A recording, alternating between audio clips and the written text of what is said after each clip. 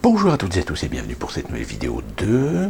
Alors là on va faire une petite vidéo, on va pas faire une vidéo d'1 heure parce que je pense que de toute façon, vous êtes comme moi, vous avez pu constater à quel point la République était morte, comme je le tanne maintenant depuis plusieurs vidéos. Là, le projet de loi ou la fameuse loi sanitaire avec l'extension passe sanitaire a donc été adopté par l'Assemblée nationale en première lecture. Donc désormais le texte va aller au Sénat. Alors j'attire quand même votre attention sur quelque chose qui est quand même assez particulier et non négligeable. En 2017, vous avez voté pour les législatives et vous avez élu 577 députés. Le texte de loi a été voté sur la présence de 231, enfin il y a entre 218 et 231 députés. C'est-à-dire que ce texte de loi, aussi controversé, aussi problématique, aussi liberticide,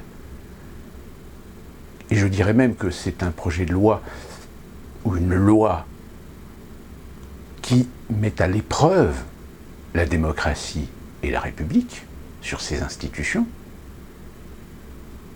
eh bien vous n'aviez même pas la moitié de vos députés qui étaient présents. Quand je vous dis que la République est morte, qu'est-ce qu'il vous faut comme preuve? Maintenant, le texte va partir au Sénat. Mais déjà, nous avons notre Premier ministre, M. Castex, qui a décidé de faire appel au Conseil constitutionnel pour valider un certain nombre des éléments de cette loi pour vérifier si constitutionnellement ça ne pose pas de problème. Je rappelle, pour l'instant, il n'y a que le Conseil d'État qui a validé le texte. Mais ceci dit, c'est bien un signe. Parce que si Castex fait appel au Conseil constitutionnel, ça veut dire que lui, il est en train de protéger son cul. C'est-à-dire que si demain, il y a une insurrection, une révolution, un coup d'État, et qu'étant donné qu'il est le Premier ministre d'un gouvernement qui a fait cette proposition de loi, eh bien il se protège pénalement. Il est en train de se protéger pénalement, puisqu'on ne pourra pas le tenir pour responsable de ce projet de loi, puisqu'il aura fait appel au Conseil constitutionnel, et que si le Conseil constitutionnel valide cette loi, Castex dit, moi j'ai fait une proposition de loi, le Conseil constitutionnel, qui est le garde-fou de la République, a validé. Donc,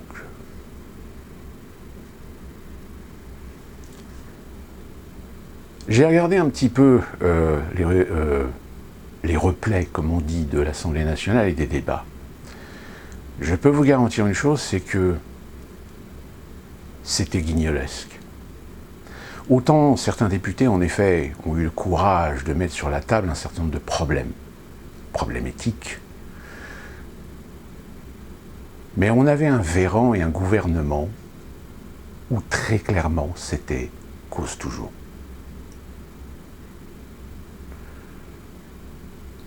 Certains ont fait des amendements. Alors les amendements, c'est quand vous avez un projet de loi qui est donc débattu à l'Assemblée nationale, et vous avez les partis politiques présents, les représentations nationales, qui font des propositions, soit pour modifier, apporter, accorder, ou modifier quelques mots, quelques structures, ou même ajouter des textes dans le projet de loi.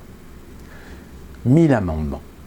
C'est pour ça que ça a été compliqué, déjà pour la commission, d'essayer de traiter, d'appréhender le projet de loi, parce que je crois que la commission de visionnage de lois, enfin je ne sais plus comment ça s'appelle exactement, mais s'est retrouvée, je crois, à devoir aussi traiter 800 amendements. Or, la première lecture en Assemblée nationale, il y avait 1000 amendements. Et force est de constater que vous avez des amendements. Alors par exemple, vous avez le MoDem qui a proposé la sanction contre celui qui ne fera pas ou qui aura menti ou qui n'aura pas de passe sanitaire et qui aura enfreint la loi. 1 an de prison et 15 000 € d'amende. Merci le MoDem. Quelle belle représentation. vous avez Ruffin, par exemple, qui lui a dit quelque chose qui est tout à fait normal, et je dirais même logique, c'est de couper les lignes aériennes avec les pays où le variant devient très important, où il y a une très forte contamination. L'amendement a été rejeté. Pire, plusieurs amendements ont été acceptés, mais ne plaisant pas au gouvernement, le gouvernement a demandé une seconde session de débat pour revoter, et jusqu'à temps que le vote convienne au gouvernement.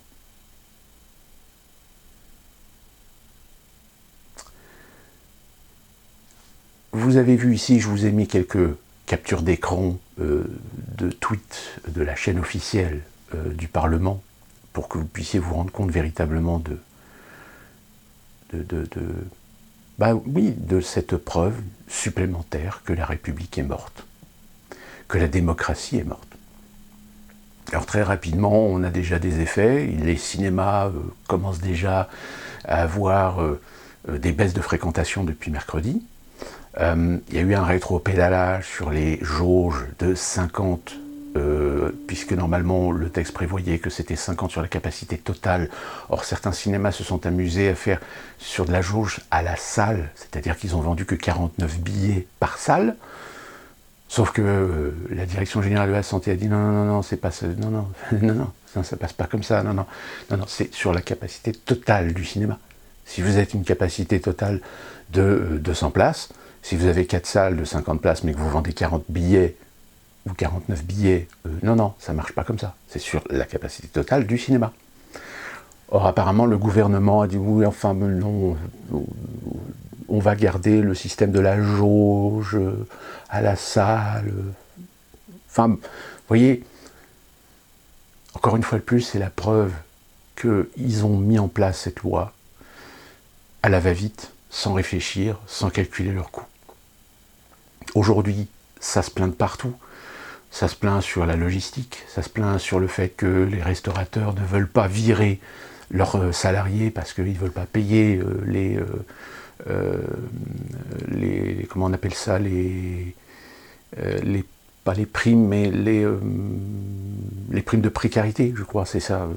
Quand vous faites un licenciement, mais sous quel statut? Pareil. Vous ne pouvez pas faire un licenciement économique, vous ne pouvez pas faire un licenciement pour faute grave. Quelle faute grave? Le fait de ne pas avoir un pass, le fait de ne pas être vacciné. Ben là, malheureusement, on revient sur ces fameux textes de loi, ces fameux textes, ces fameux articles éthiques. Donc, oui, c'est exactement ça. C'est-à-dire que cette loi se sert des acteurs économiques pour faire pression sur les Français qui ne sont pas vaccinés. Donc, inévitablement, ça génère de la discrimination, ça va générer des problèmes relationnels, parce que soyons clairs, il y a des gens qui vont péter les plombs, qui vont devenir violents. Ça génère un problème éthique, c'est-à-dire qui va contrôler le pass? Qui est habilité à contrôler le pass et l'identité d'une personne? Les serveurs? Les videurs? Les videurs ne sont pas accrédités ou assermentés pour réclamer les papiers ou la carte d'identité de quelqu'un.